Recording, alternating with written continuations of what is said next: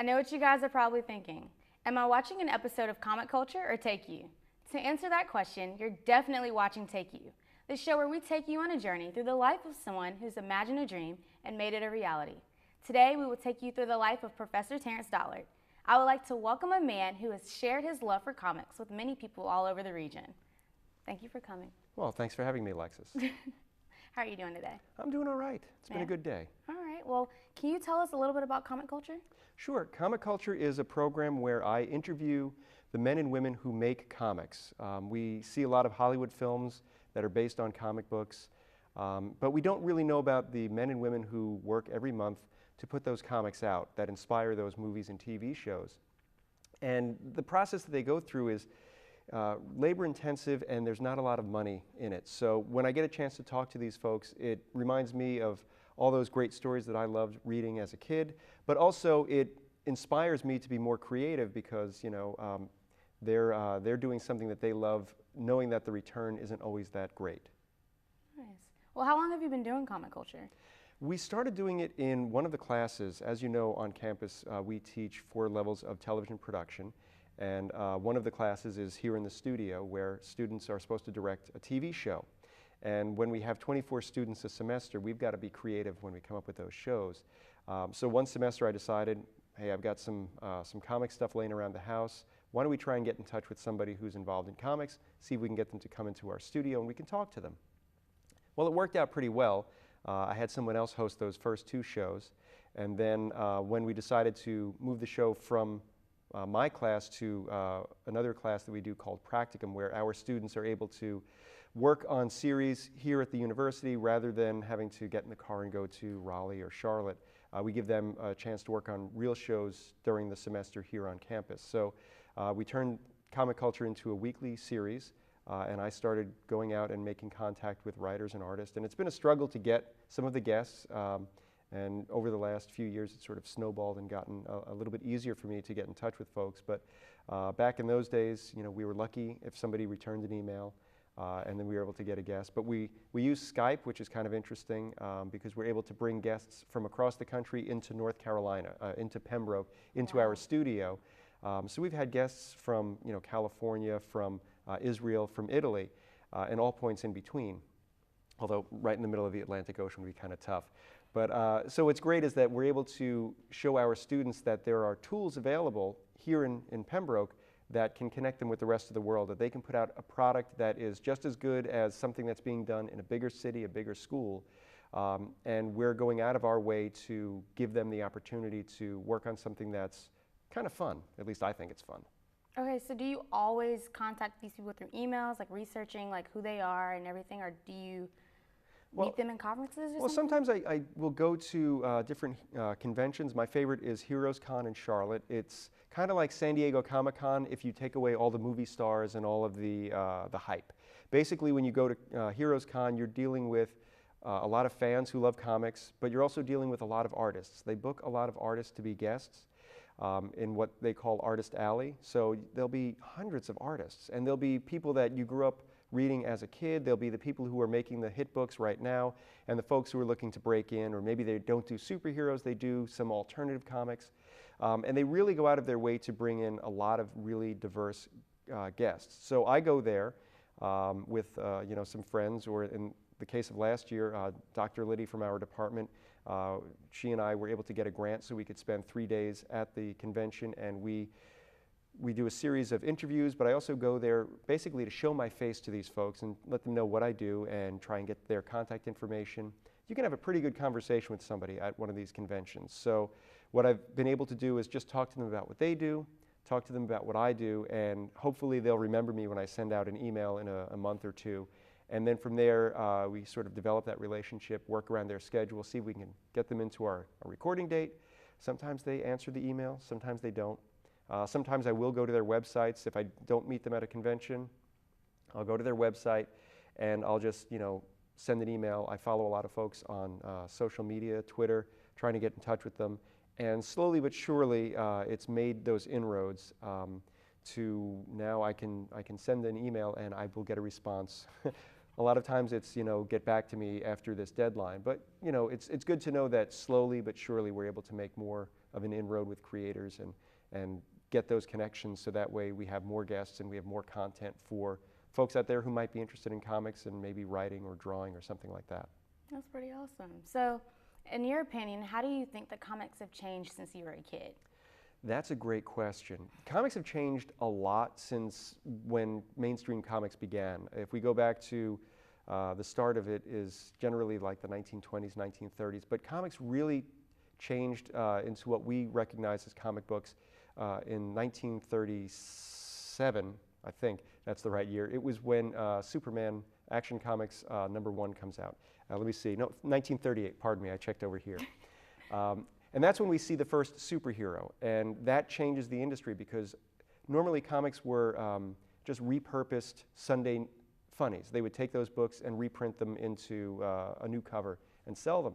We started to see new content created, and now superheroes make everything all the more exciting. But you also have other genres of comics at that time. You've got mysteries, you've got crime, you've got true romance that becomes popular in the 50s, you get science fiction. You even get horror comics that are so gruesome that they require the industry to change to a more safer, kid-friendly format in the late 50s and through the 60s. So when I was younger, the comics were really superhero focused. It was the big two publishers, Marvel and DC. The stories were becoming more sophisticated. You could read a story and kind of follow the path of the character over the course of a year, and they'd be really concerned about what happened in January was still true in December. So that way you didn't feel like you were missing anything. And then sometime in the 1980s, it changed from being sort of fun adventure to being more grim and gritty. I remember being very excited when Frank Miller's The Dark Knight Returns came out, which was sort of if you took the 1960s Batman TV series and you put him in sort of a hellish landscape of the 1980s, what would that do to that particular Batman? So he, in this case, becomes very violent. And we start to see, because that book was successful, more of the books start to get dark and gritty. And then The Watchmen comes out, and now all characters have to be, psychologically damaged. And we're starting to see this turn because, comics go in cycles, and we've gotten really tired of seeing everything grim and gritty. And we see it reflected in the movies that come out. DC Comics movies generally are a little darker in tone, whereas the Marvel movies are a little bit lighter. And now we're seeing that Marvel is teaching DC a thing or two about the movies. And with Wonder Woman coming out, it looks like DC is trying to lighten up their tone a little bit. And, comics have changed, and I think it's because the audience has become more sophisticated. The TV shows, the films have certainly helped that. And I'm excited to see what happens in the future. Speaking of how comics have changed, over the years we have actually transitioned into more of a film industry. So in your opinion, how do you think comics actually are better than film? I look at it in the sense that I can draw something that can't possibly be shown in real life. But now with CGI, we're able to create a lot of it. And the problem that I have with a lot of the superhero movies is that you can have 2/3 of the movie that's really exciting and really good, and then the last 30 minutes is going to be the big battle between the hero and the villain. And thanks to computer graphics and the fact that we can make stuff in the computer that looks realish, we'll have video game characters fighting each other, and it takes me out of the movie. What I like about comics is that comics, it's still someone sitting there drawing it out. They have to come up with how to pose everybody, and they have to do it in 20 pages a month. And that, to me, is a little bit more creative than a bunch of special effects. And, the movies can be interesting, but sometimes I like to just make it simpler, look at that book. I can always go back and pick something up that I missed without all the noise, without the knowing that the last 30 minutes is just going to be a lot of screaming and punching and stuff. Okay. Well, you're a professor here at the university, and you're the producer and the host of Comic Culture. But it's to my understanding that you also have created your own comics. So can you tell me a little bit about that? Sure. One of the things that I do in my job is I teach television production, which is very hands-on technical. And I end up spending a lot of my time in my office or in the editing lab working on the computer. So I decided I wanted to do something that I did back in high school, which was draw comics. And I thought, well, do I want to try doing this digitally? Because, it would be fun to learn that. But then I thought, why don't I just go back to basics? Let me get the pencils, let me get the Bristol board, and let me do it the old-fashioned way. So in my spare time, I've been working on a long-form graphic novel called The Agreement. I have a website called uptoncomics.com, and there's our logo up there. And those are the 3 characters that I've centered my story around. And what I do is when I have some free time, which is getting less and less these days, I like to sit down, play some music, and just draw their adventures. It's just a great way to focus on what I love about storytelling. I don't have to worry about the technology, and I can be in control of everything. When I work on movie stuff, I've got to worry about actors showing up. I've got to worry about, can they deliver the lines the way I envision it in my head? I've got to worry about, can the camera get the action the way I want it to be covered? I've got to worry about editing it. It takes a long time. Whereas I can draw a page of a comic, if I've got the time, in principle, in a week. If I don't have the time, 2 weeks, a month, or in the case of the page that's on there right now, since the end of December. So it's just a great way to just have that release, not worry about your job, just do something fun and creative, and there's no wrong way to do it. And that's the best part, is knowing that no matter what I do, it's always going to be right because it's something that I feel like doing at that moment. Okay, well, growing up, did you always know you were going to be able to write your own comics? I did a lot of drawing when I was younger. I have 2 older brothers, and we would do a lot of stupid stories. Whether we were playing with Matchbox cars, we would have entire storylines worked out where this person is under investigation for this, and this person is embezzling money from the bank. That's the problem with being the youngest, and you have older brothers who get bored playing young kid games. But that taught me some elements of storytelling, and the things that they got interested in, I got interested in at a younger age. And so I would just sit down sometimes and start drawing up these goofy comics, or I would, we would take paper and make long spools out of it and have rolls so we could do our own TV show. We get a cardboard box, cut the screen out, and then we kind of roll it to tell different stories. So we did a news report about a fire, so we got to draw the pictures of the firefighter and the building burning and everything. So it was just stuff like that that was so much fun. And when I was in high school, I really enjoyed taking art classes. And we had a cartooning teacher, and from there I kind of got hooked on doing stuff with brush and ink, which is a lot of fun. You make a lot of messes doing it, but it's a lot of fun. And I stopped sometime in my early 20s, I guess, because I started playing a lot of music with bands and started going out with the ladies a lot more. And you have less time to sit at the drawing board. It's not quite as cool as spending a Friday night out with friends. So I was able to kind of move into it as I got older. But yeah, it was a great way to, again, tell stories. And you're always doing something creative, and that's what I like about it.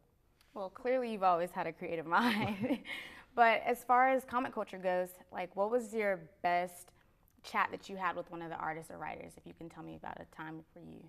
Yeah, I view comic culture as it's a conversation between me and a writer or artist. And I just try and learn as much as I can from them. And what's really cool is when they are super excited about talking about what they do. Not necessarily, oh, what Wolverine should do or what Spider-Man should do, but what they do to tell their stories.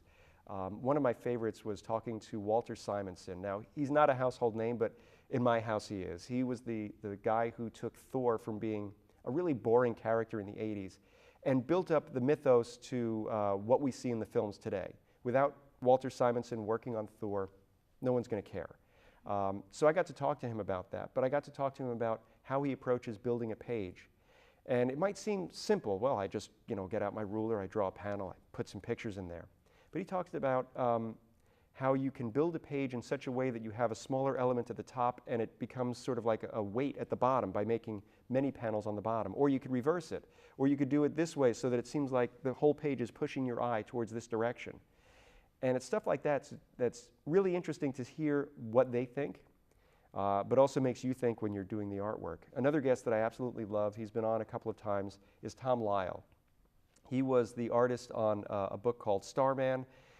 He created the Robin, Tim Drake, who's one of the more, I guess, successful Robins. He had his first solo series that he got to draw. And he also worked on Spider-Man when he was during the Clone Saga. He's also a professor of sequential art, and he loves, like me, he loves to talk. So once you get him wound up, I could show him a piece of artwork, and he can dissect it in such a way that explains to you what's wrong, what's right, and what is so much great about it. He has such an enthusiasm that he can look at a piece of artwork that might not be the best rendering, but has so much energy, he can appreciate it. And he can explain to you why it works and what works about it and how it pulls the eye and stuff like that. Having those conversations is just so much fun. And there are plenty of people that I would love to talk to, and hopefully someday I'll get to talk to them because they've inspired me. But those are the guests that I find most interesting, the ones who make me want to sit down and just keep drawing. Okay. Well, the show's been picked up by UNC TV as well as the show airs on YouTube. So how have you gained so many viewers? Like, I know on YouTube you've got about 2,000 views per video and you've got about 310 subscribers. How did you gain such a large audience? It's been really slow. It's picked up a lot in the last year. I think I had one guest who contacted me. He said that he had been watching the shows on YouTube, thought I was doing a good job. No one's doing a show like this. And I kind of took a moment. I thought, well, maybe he's just, trying to, blow sunshine up my skirt, so to speak. But turns out he was an illustrator, and he has talked to a lot of comic artists himself. And I had him as a guest on the show because he's trying to, break into comics, and he's got some great theories on art. And what he's done a lot of times is say, hey, I know so-and-so, I'm going to send you his email address. And that's been great.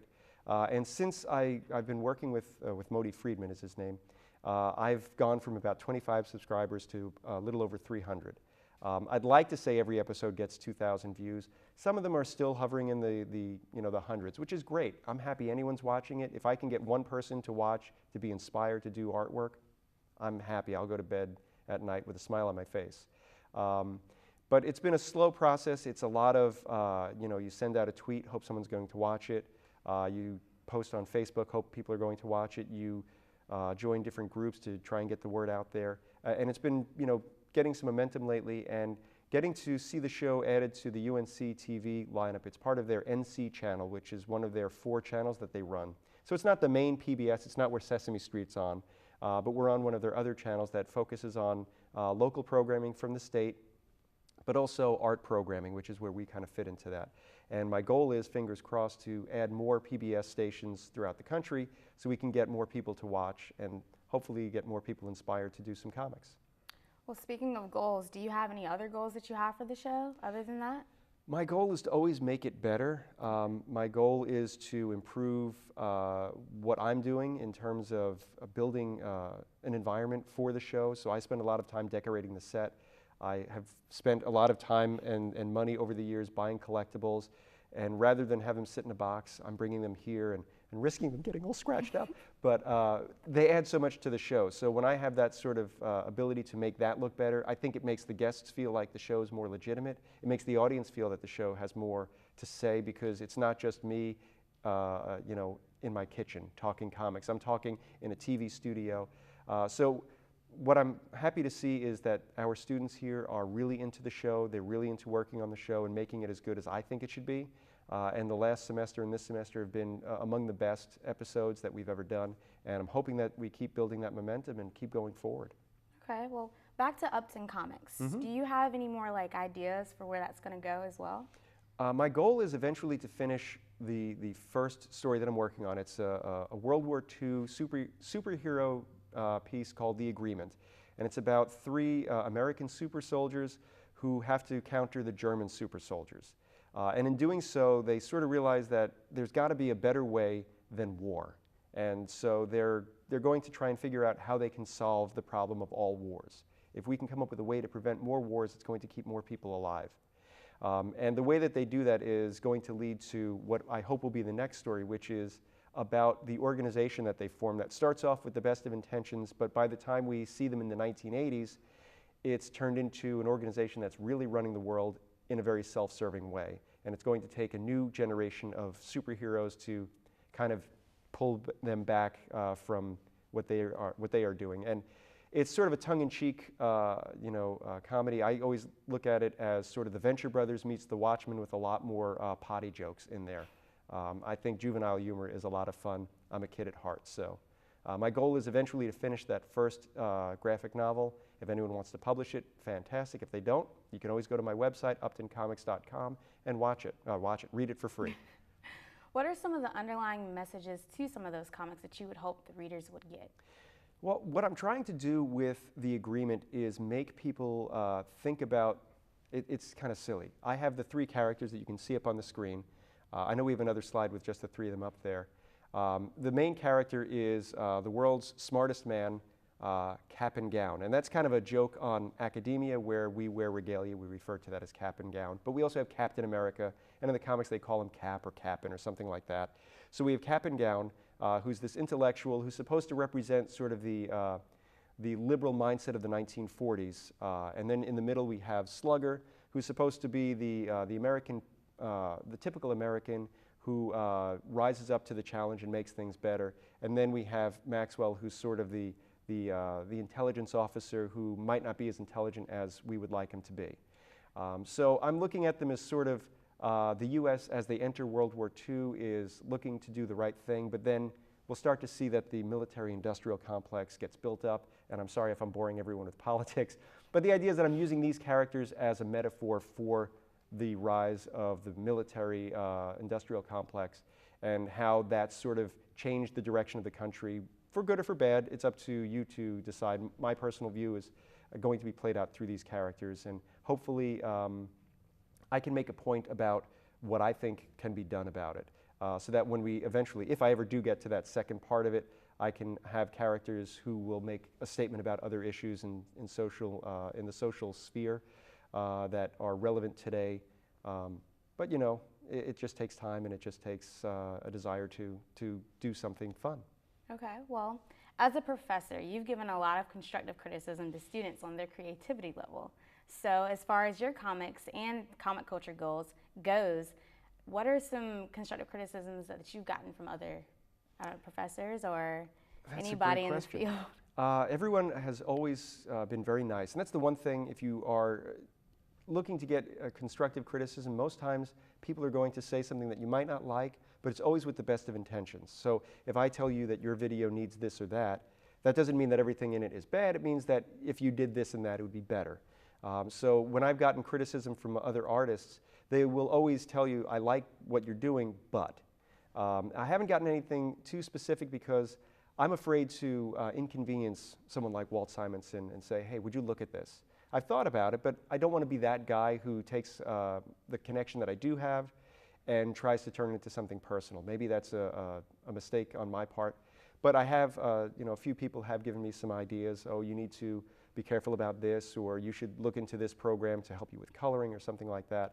I would love to get some more feedback from people. I'm just reluctant to force people to look at something. Actually, Tom Lyle did give me a piece. I tend to over-render because I work on a piece of artwork over the span of a week or a month sometimes. I'll add too much detail, and he said, you got to slow that down because there's really no reason for you to do that. You can probably get away with, you know, instead of so much line work, you can get away with just more solid blacks or something like that. If there was somebody that's trying to be a producer or someone that's trying to create their own comics, what's one piece of advice that you would give them? Keep doing it. There's no easy way to get into any field that you want to get into, but you have to be persistent. You have to show up every day. You have to be willing to do it. Don't be afraid to do that job that no one else wants to do. If you do it and do it well, you're going to impress the people who are hiring. You're going to impress the people that are going to make you a producer or an artist in the future. Is there any contact info that you would like to give us? Sure. If you're interested in more episodes of Comic Culture, you can go to ncchannel.org/comic-culture. You can find me on YouTube, youtube.com/Terence Dollard. You can go to uptoncomics.com. You can read my graphic novel, The Agreement. And of course, you can always email me via the university. I'm more than happy to talk to anybody about comics or TV. Once again, I would like to thank Professor Terence Dollard for being with us and allowing us to use his set. Until the next journey through someone's life, I'm Alexis Clinton, and that's a take.